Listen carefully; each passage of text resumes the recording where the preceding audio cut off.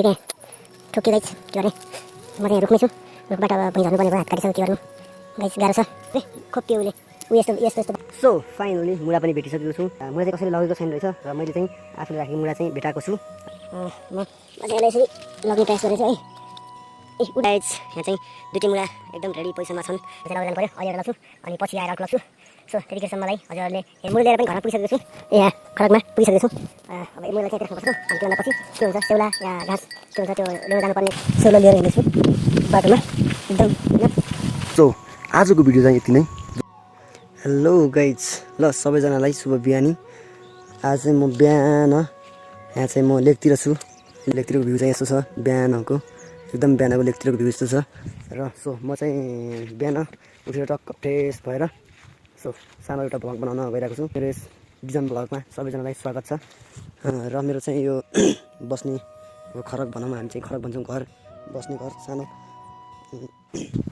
मेरो स्वरले चाहिँ अलि साथ दिइरहेको छैन त्यही भएर अलि बोल्न मिलिरहेको छैन सो लेकतिर चाहिँ बिहानीको समयमा के काम गर्नेछु आज चाहिँ म यस ब्लगमा सबै देखाउने छु A few moments later. Guys म चाहिँ वनतिर जाँदैछु वनतिर दाउरा ल्याउनलाई यस्तै छ अब लेकतिरको दिनचर्या यसरी बितिरहेको छ घाँसपात गर्नै पर्छ दाउरा ल्याउनै पर्छ पैसा बाख्रा चलाउनै पर्छ यताउता चाहिँ अहिले यसो उतातिर गएर कि दाउरा सारा लिएर आउनेछु अनि A few moments later. So guys होइन मैले चाहिँ फाइनल्ली दाउरो पनि भेटाइसकेको छु मुला एउटा मुलालाई यत्रो छ मुलो चाहिँ यो मुलो लग्छु भनेको लास्टै गाह्रो भयो वहाँदेखि लिएर आएर यहाँसम्म ल्याएको छु अब यहाँदेखि मैले अलि उतासम्म मात्रै लगेर राख्नेछु किनभने यो अलि यसको एङ्गलै पुरै खत्तम छ र लिन चाहिँ अलि गाह्रै छ काटेर लग्नुपर्छ सिधा भइदिएको त लगाउन सकिन्थ्यो अलि हेर्न सक्नुहुन्छ यसको एङ्गल कस्तो छ यस्तो पुरै ए आकारको छ त्यही भएर अलि यसलाई गाह्रो छ म चाहिँ यसलाई यसरी लग्ने प्रयास गर्नेछु है ए उठ्नै सकिन्न क्या पुरै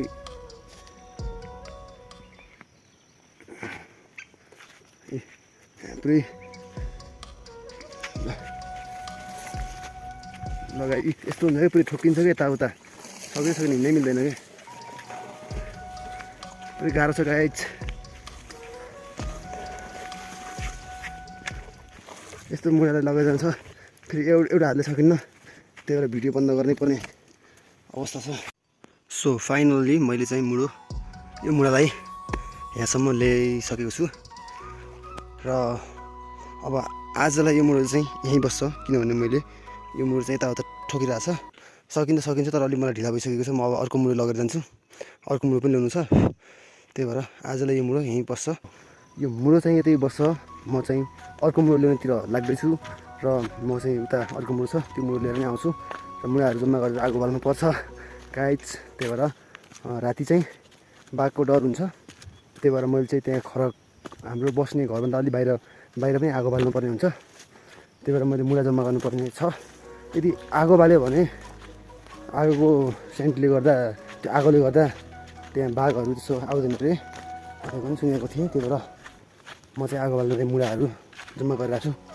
सो त्यही हो यस्तै छ लेकतिरको गाउँघरतिरको काम होइन मेरो दिनचर्या चाहिँ यसरी बितेको छ सो यस्तै हो अब अहिले गएर गोरु भैँसा अब गोरु त छैन भैँसीलाई चाहिँ ल्याउनुपर्छ फेरि यहाँ चलाउनलाई यता लगाइदिनुपर्छ अब चलाउनु चाहिँ पर्दैन लगाइदिनुपर्छ आफै चल्छ अनि बाख्राहरूलाई चलाउनु लग्नुपर्छ त्यही छ हेर्नु होला च्यानल भिजिट गर्नु होला सबैजनाले हेरिदिनु होला मेरो भ्लग कस्तो लाग्छ जस्तो लाग्यो त्यस्तै सुझाव सल्लाह प्रतिक्रिया दिनु होला भन्न चाहन्छु यसै छ गाइज यता चाहिँ म चाहिँ जङ्गलमा पुगिसकेको छु र यहाँ मुला पनि मैले अस्ति ल्याएर यहीँ राखेको थिएँ अब छ कि छैन त्यो कसैले लग्यो कि यतै छ कि त्यो थाहा छैन म त्यसैले जाँदैछु भेट्यो भने चाहिँ त्यही लग्छु भेटेन भने चाहिँ उताको त्यही लगेर जान्छु सो यस्तै छ गाइज अहिलेलाई यति नै र मेरो मोबाइलको ब्याट्री पनि shooting down and shut down भइसकेको छ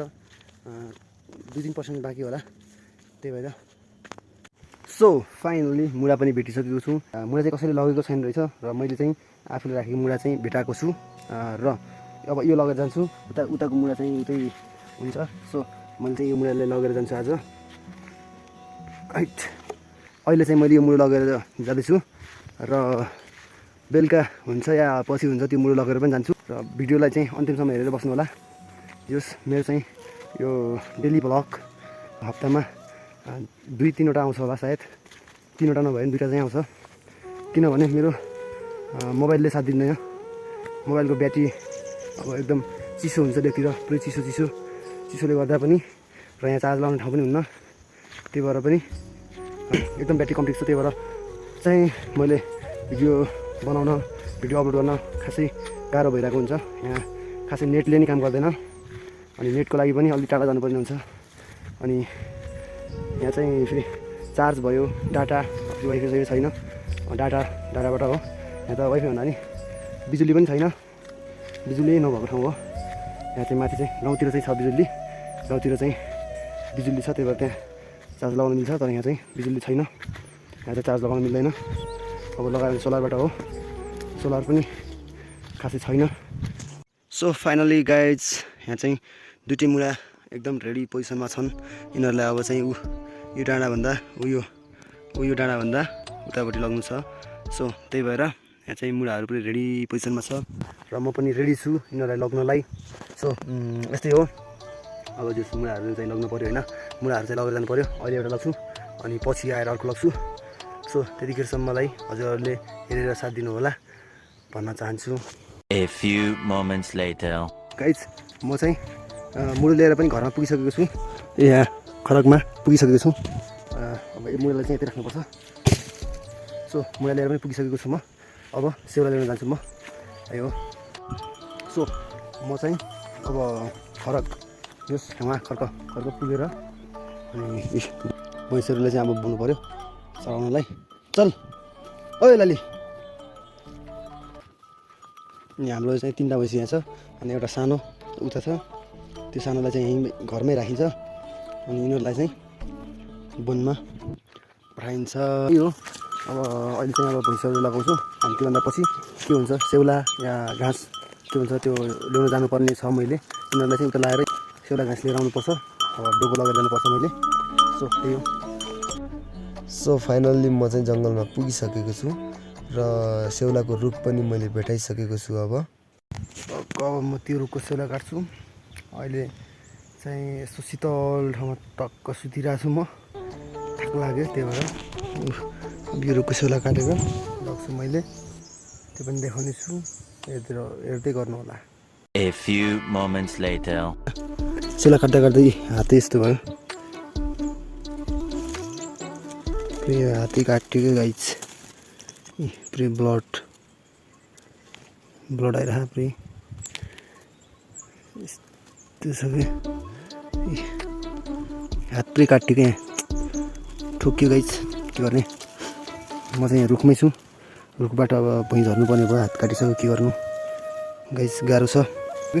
खोप्यो उसले यस्तो भाँट यस्तोले खोप्यो कि त्यस्तो काट्दाखेरि खोप्यो, ब्लड आइरह, अझै ब्लड आइरह, के भने। म चाहिँ रुखमै छु, अब रुखबाट झर्नुपर्ने हुन्छ। म त रुखको टुप्पोमा छु, टुप्पोमा छु गाइज। राइट कस्तो यहाँबाट तल झर्नुपर्ने छ यी रुख। A few moments later. So हेर्न सक्नुहुन्छ गाइज, म चाहिँ सेउला लिएर हिँड्दैछु बाटोमा, एकदम होइन गाह्रो भइरहेको छ। ठिक छ, म चाहिँ अब घर पुग्न लागिसकेको छु, बाटोमा सेउला लिएर आइरहेको छु, बाटोमा हिँड्दैछु र सेउला लिएर मैले चाहिँ यहाँ राखिसकेको छु। जेउरो चाहिँ मैले यहाँ राख्नुपर्ने हुन्छ र सेउला चाहिँ मैले यहाँ राखिसकेको छु र यो सुक्छ भनेर यसलाई चाहिँ ढाक्नुपर्छ, यसलाई चाहिँ यसरी ढाक्नुपर्छ। सो अलि राम्रोसँग ढाक्नुपर्ने हुन्छ, त्यही हो। सेउला लिएर पनि आइसकेँ। सो पुरै थाक लागिसकेको छ, अब खाना खान्छु। सो आजको भिडियो चाहिँ यति नै। जस्तो लाग्यो त्यस्तै सुझाव सल्लाह प्रतिक्रिया दिन चाहिँ नबिर्सिनु होला कमेन्ट बक्समा। अब फेरि हामी नेक्स्ट भिडियोमा भेटौँला। Take care, bye bye, love you all.